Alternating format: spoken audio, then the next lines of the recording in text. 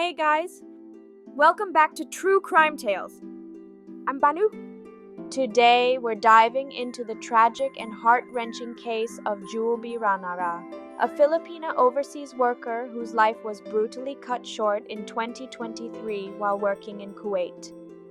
Join us as we uncover the details of this harrowing case and try to piece together what really happened to Jullebee.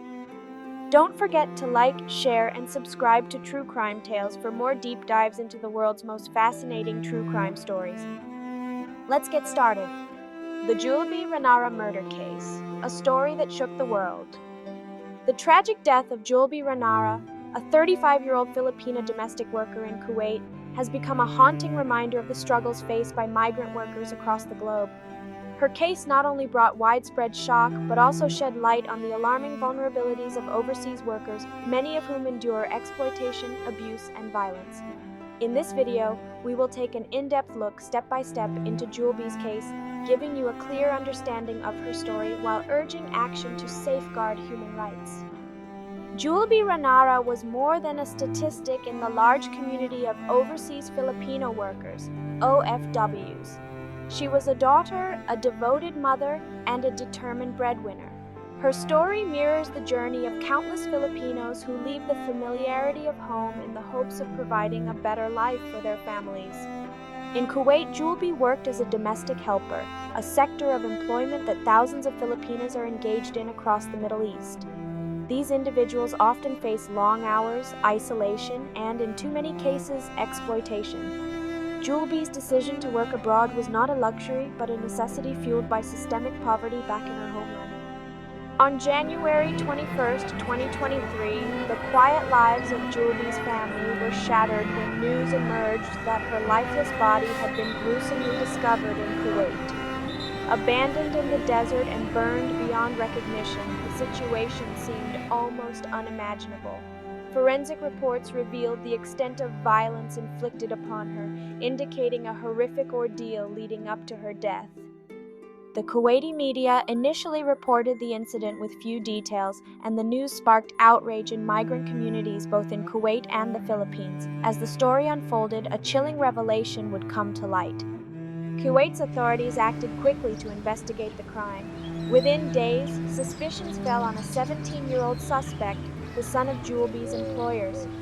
What emerged during the investigation was both chilling and devastating. The minor, emboldened by a culture of impunity and privilege, reportedly confessed to the crime.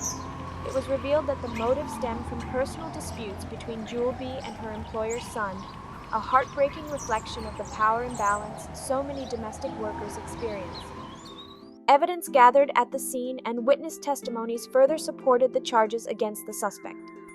Jullebee's relationship with her employers had reportedly been fraught with tension, a common experience for migrant domestic workers who often endure mistreatment in silence for fear of retaliation or deportation. Her case became the most severe outcome of this imbalance. Her life was taken in a brutal act of violence. Jullebee's murder is not an isolated incident. For years, advocates have been raising alarms about the conditions under which OFWs and other migrant workers operate, especially in the Gulf region.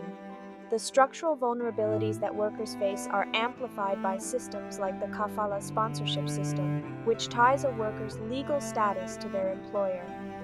In numerous cases, physical abuse, mental torment, and exploitative labor practices are considered almost routine in private households employing domestic workers.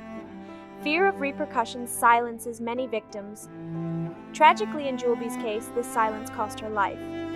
Other stories have surfaced over the years. Workers locked in homes, denied food, forced to labor beyond human limits, and enduring physical violence. While these abuses often occur behind closed doors, Jullebee's horrific death forced the world to confront this disturbing reality. The news of Jullebee's murder ignited waves of condemnation not only in the Philippines but across the globe. Human rights advocates and migrant worker organizations spoke out against the conditions that made such tragedies possible. They pointed to systemic failures in contract enforcement, lack of safety protocols, and weak diplomatic interventions when abuses are reported.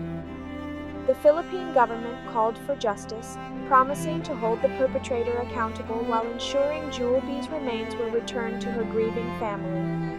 However, long-standing issues loomed large in the wake of her death, issues that could not be resolved with one statement. Globally, international organizations such as the International Labor Organization, ILO, and human rights groups demanded urgent reforms to protect migrant workers.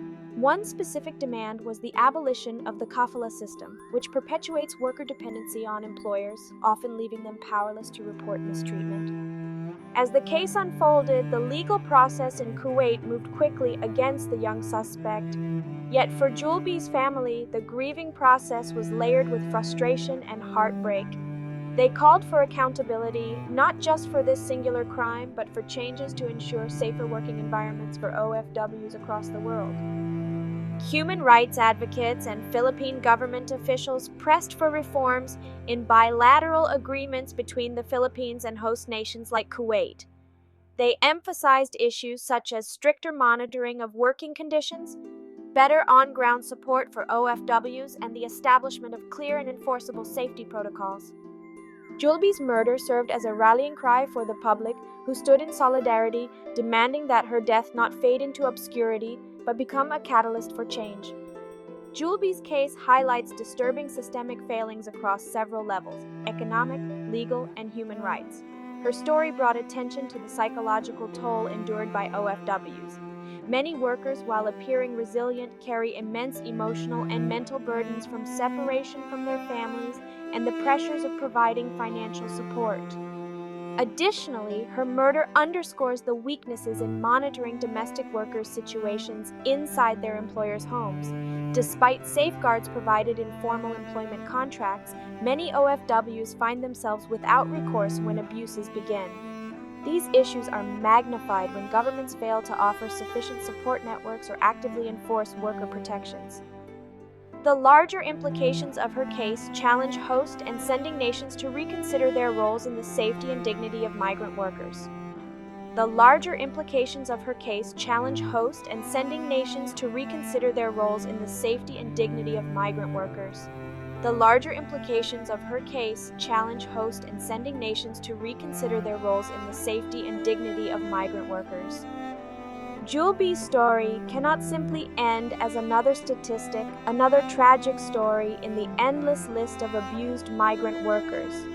Instead, it must serve as a turning point, a call to action for governments, human rights organizations, and society at large.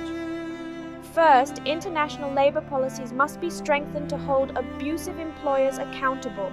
Greater diplomatic cooperation is needed to ensure that domestic workers' rights are safeguarded while dispersed in foreign lands. Education and pre-departure orientation programs must also prioritize worker safety. Migrant workers must be made aware of their rights, given tools to seek help, and connected with support networks before they step onto foreign soil. But above all, systemic flaws such as the kafala system, which fuels dependency and exploitation, must be abolished entirely. Host countries should establish enforceable laws that guarantee workers' agency, ensure fair treatment, and provide protections in situations of abuse. Human rights advocacy groups play a central role in these reforms by amplifying stories like Jullebee, lobbying for legislative change, and giving migrant workers platforms to share their experiences. However, these organizations cannot act alone. Global citizens and lawmakers alike must step forward and demand justice.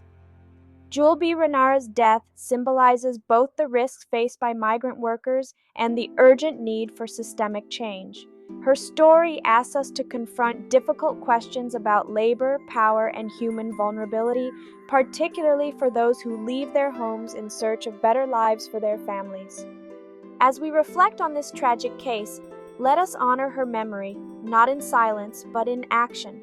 By demanding reform, challenging exploitative systems, and protecting the lives and dignity of migrant workers, we can ensure that Jullebee's story is not forgotten. Instead, it must become a rallying cry for justice, dignity, and human rights. Only then can we hope to build a future where no worker faces the same horrific fate.